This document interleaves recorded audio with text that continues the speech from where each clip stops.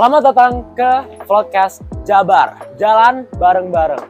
Aku Archie dan ada Niki dan kita akan interview salah satu pendiri sekolah Kania, yaitu Miss Desi.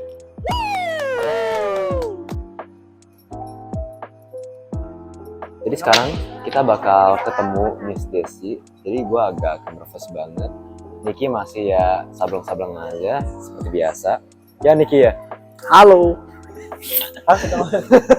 Ya udah, kita bakal ketemu Miss Desi dulu. Tunggu dulu ya guys.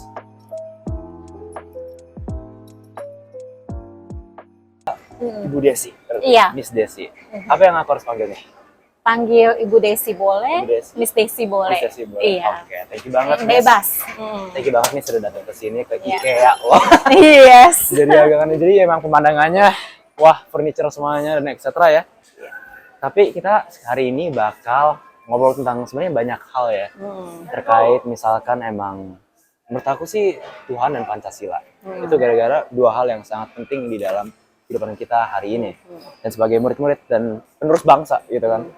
Jadi emang kita pengen membuat podcast ini buat kebaikan dan interest topik itu. Jadi Ibu, aku punya pertanyaan nih. Apa aktivitas Miss Desi saat ini dan pekerjaannya seperti apa nih? Aktivitas saya ya. Aktivitas saya paling banyak pasti di bidang pendidikan. Karena memang saya ini kepala sekolah dari sebuah sekolah namanya Sekolah Kania. Kania. Ya. Nah, keren, Sekolah Kania ini adalah untuk anak-anak SD ya. Anak-anak SD. Jadi aktivitas saya banyak mengawasi sekolah ini sekaligus memberi training kepada guru-guru. Wow. Memberi training ke guru-guru juga. Ya. Di Sekolah Kania itu letaknya di mana ya? Nah, Sekolah Kania sendiri ini ada di Bonang, di Dasana Indah. Dasana Indah itu? Iya, itu di daerah Banten, tepatnya. Oh. Ya, kalau tahu Sumarekon, dia tidak jauh juga dari Sumarekon. Tidak jauh dari Sumarekon. Cuman memang agak dalam. Dan karena kita bekerja sama dengan Bapak Ananta, anggota DPR. Bapak Ananta? Iya, Bapak Ananta, anggota DPR RI. Dia memberikan tempat buat sekolah Kania ini untuk beraktivitas. Ya, kita di sana. Di tempat yang disebut namanya Padepokan Kebangsaan Karangtumaritis. Wah.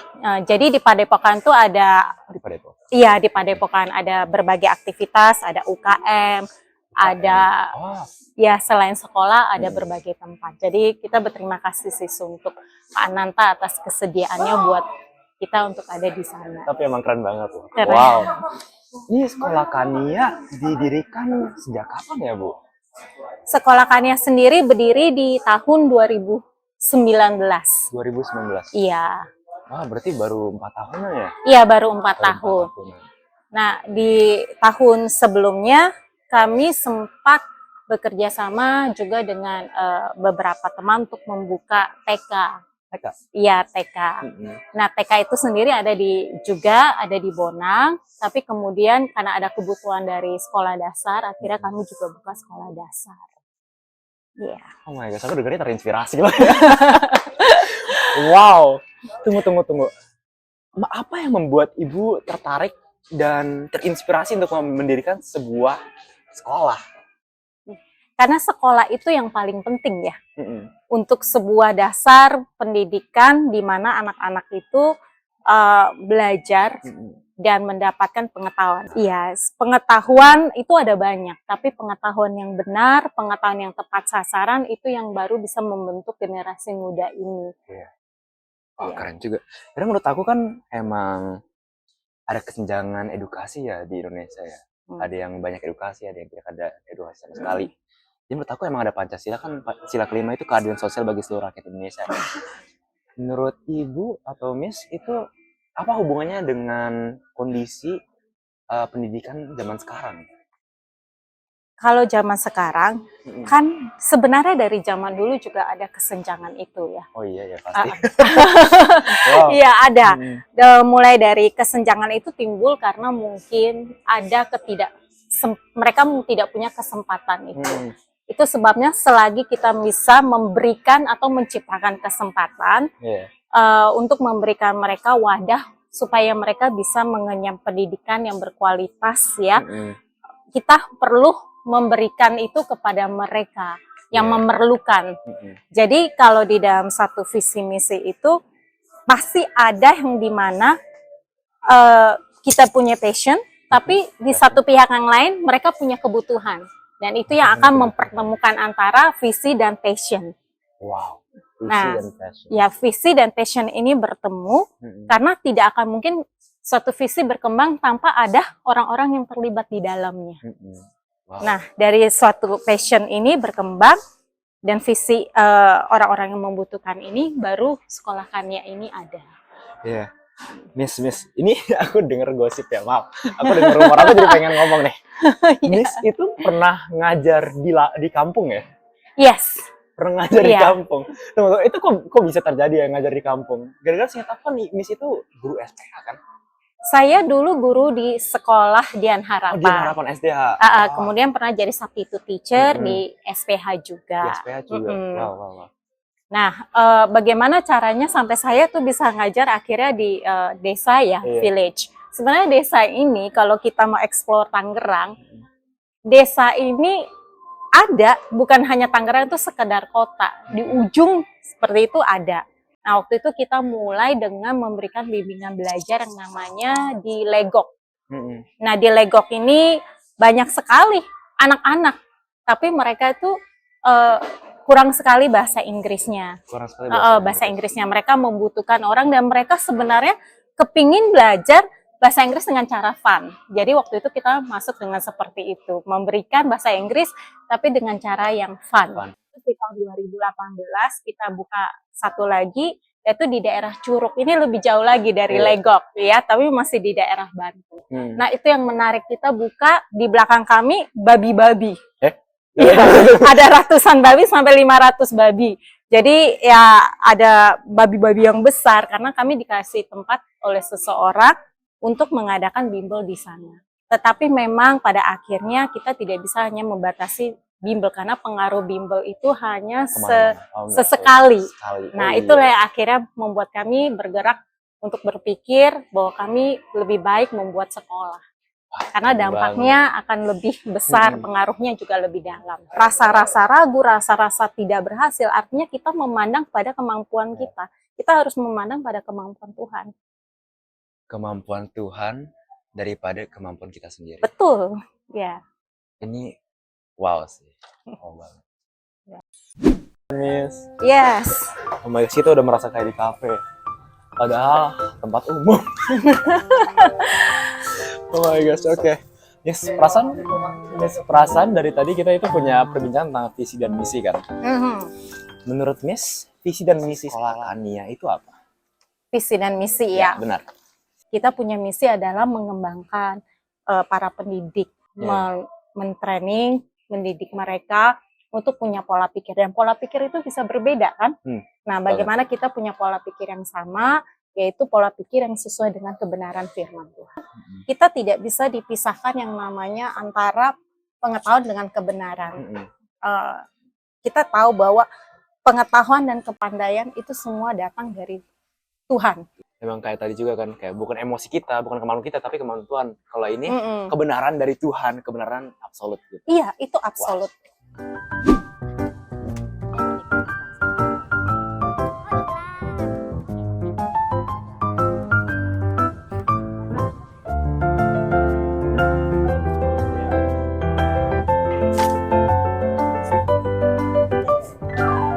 Jadi emang tentang misalnya anak-anak Afghanistan dari Afghanistan, anak dari Vietnam, berarti bukan hanya persatuan Indonesia ya yang dicapai, tapi emang dari berbagai negara, ya kan? Iya.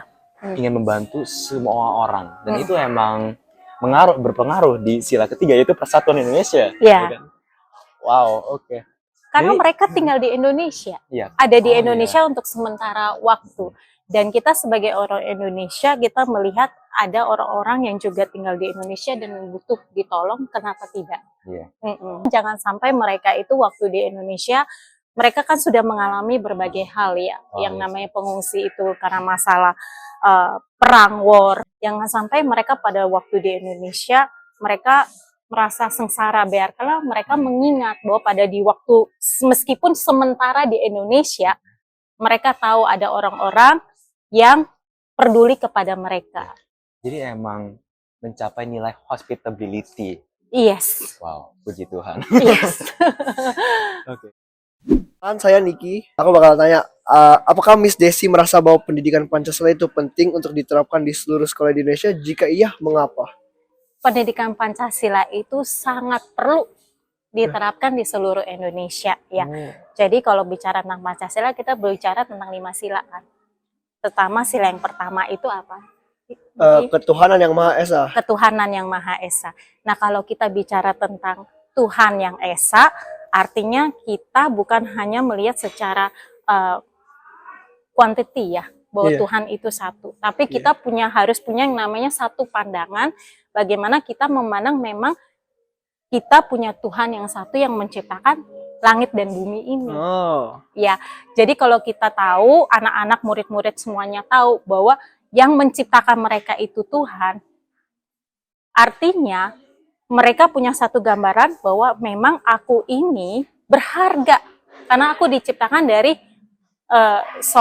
dari pencipta.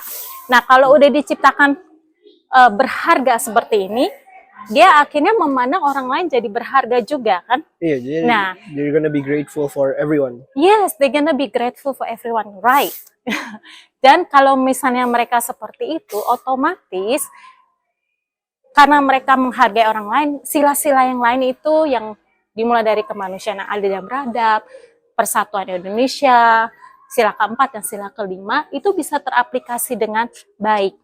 Tapi kalau mereka punya cara pandang yang berbeda tentang Tuhan, ya artinya kalau mereka tidak memandang bahwa Tuhanlah yang menciptakan mereka, mereka mulai nanti akan menciptakan Tuhan buat diri mereka sendiri.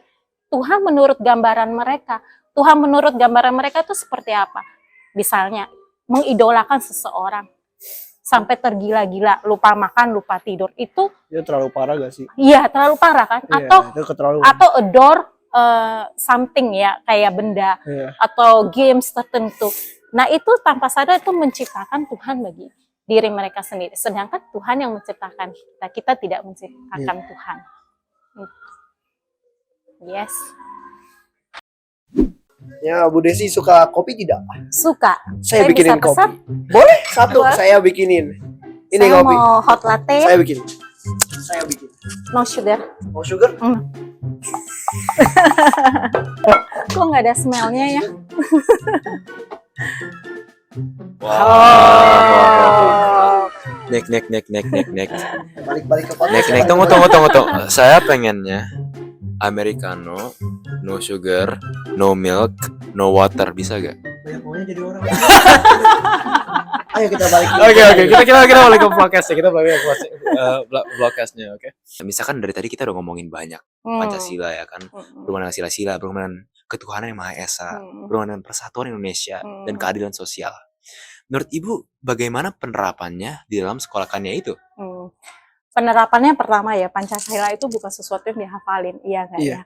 Kan kita sering kan hafalin satu sila ketuhanan, dua begitu. Tapi saya nggak ingat, Bu. Nggak inget kan? Nah, bayangkan kalau kita harus hanya ngafalin, bagaimana kita bisa nerapin? Hafal aja enggak ya.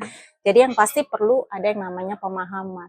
Dan pemahaman itu kan sifatnya itu berkembang, bertumbuh, bukan yang langsung anak-anak bisa paham. Iya. Nah, jadi untuk menerapkan Pancasila ini yang tadi saya bilang adalah dasarnya sila ketuhanan Maha Esa, lalu kemanusiaan, musyawarah dan sebagainya, itu mestinya gaya hidup. Jadi kalau misalnya anak-anak ya mengalami yang namanya suatu masalah, kita ajak mereka diskusi. Kita jangan pernah menganggap anak-anak itu anak-anak yang tidak bisa berdiskusi. Wow. Jadi lebih ke praktik daripada teori ya? Yes. Wow. Treat every child the same, right? Yes, the same. You gotta treat them equally. Yes, and we also have to see them precious. They are very precious, and they also have great potential. Wow. Amin. Yeah. Amin. So kids will get developed by the way you educate them, right? Yes. Ada yang musisi. Kayaknya dia bakal suka gini-ginian. Buat Miss Desi dong. sekali. Sekali. Iya dong.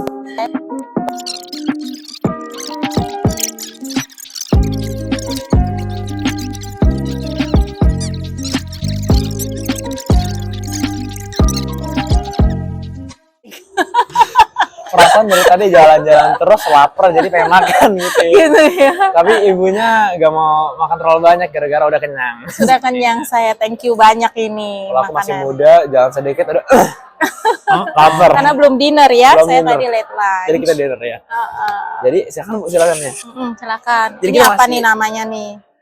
Ini itu apple cake sebenarnya. Apple cake. Oke. Apple pie. Apple sebenarnya. pie, Coba oke. aja. Rasanya pasti kayak apple, namanya juga apple pie. Oke, thank you. Informasi yang Sambil tidak makan dibutuhkan. ya. Silakan. Gimana? Kalau ini itu meatballs. Aku cuma pernah satu kali coba ini. Oh ya, Rasanya, ini terkenal banget loh di Terkenal IKEA. ya? Banget. Jadi mari kita coba. Coba. Jadi kita sambil lanjutin interviewnya ya. Yes. Miss, Mm-mm. aku punya beberapa pertanyaan lagi sebenarnya nih. Apa yang membuat penerapan Pancasila efektif di dalam sekolahkannya dalam meningkatkan misalnya nasionalisme atau patriotisme di dalam Indonesia? Nah, untuk bisa yang namanya nasionalisme itu artinya kan kita mencintai satu bangsa. Itu Bang. Tidak mungkin kita mencintai satu bangsa kalau kita nggak mencintai satu orang. Wow, ya bener ya. Iya, kalau kita sayang sama satu orang gitu, kita akan sayang juga nanti dengan orang-orang yang lainnya juga yang di sekitar kita. Jadi kita perlu ajarkan kepada anak-anak bahwa di dalam lingkungan sekolahmu ini dari menyayangi guru, guru menyayangi kamu, kamu menyayangi teman-teman, terus teman-teman menyayangi satu kelas menyayangi kelas-kelas lain. Wah. Iya, dia kan akan develop ya, berkembang dan berkembang. Nah, itu yang kita bilang nasionalisme. Jadi nasionalisme bukan sesuatu yang tidak bisa dicapai. Iya. Karena sesuatu yang sebenarnya bisa dicapai, tapi jangan sampai kita menganggap itu sesuatu yang heboh buat anak-anak sampai dia kesulitan untuk menangkap arti nasionalisme itu. Jadi start from small number of people. Actually, yang bikin aku very interested dia itu semua hal yang diceritakan ibu itu lebih dalam segi pandang yang praktis daripada teoris. Kebanyakan sekolah itu taruhnya itu kan teori apa-apa, tapi tidak ada praktek. Tapi saya saat melihat ibu dan cerita-cerita tentang sekolahkannya itu lebih banyak prakteknya, lebih banyak put our hands into the situation gitu ya. Yes, kita Wow. harus seperti itu karena kita harus mengamalkan apa yang kita sudah pelajari. Percuma kalau kita hanya sekedar teori. Benar Karena sekali. itu nanti akan jadi orang yang hanya pandai sejarah pengetahuan dan nanti akan menjadi orang yang suka mengkritik orang. Apa pesan Miss Desi kepada generasi, misalnya generasi Gen Z sama generasi milenial yang sedang menonton vlogcast ini? Saya mungkin quote-nya ini buat anak-anak yang masih bersekolah ya, Iya. atau kalian yang mungkin masih memasuki jenjang pendidikan. Ya. Jangan pernah menganggap sekolah itu adalah hanya suatu keharusan ya. Tapi kita kalau bersekolah atau pergi kuliah atau pergi ke satu jenjang pendidikan, kita melihat bahwa itu adalah satu kesenangan yang bisa kita nikmati. Bukan hanya menikmati pendidikannya, tapi menikmati bersama dengan teman-teman. Karena masa itu tidak akan selalu ada. Jangan sampai ketika kita sudah di luar masa sekolah, kita menyesali masa-masa seperti itu tidak kita jalankan dengan menikmatinya. Dan thank you banget Miss. Dan dengan itu vlogcast kita Jabar Jalan Bareng di IKEA bersama Miss Desi telah selesai. Thank you so much untuk penonton yang sudah menonton sampai akhir-akhir ini ya. Bye. Bye. Thank you.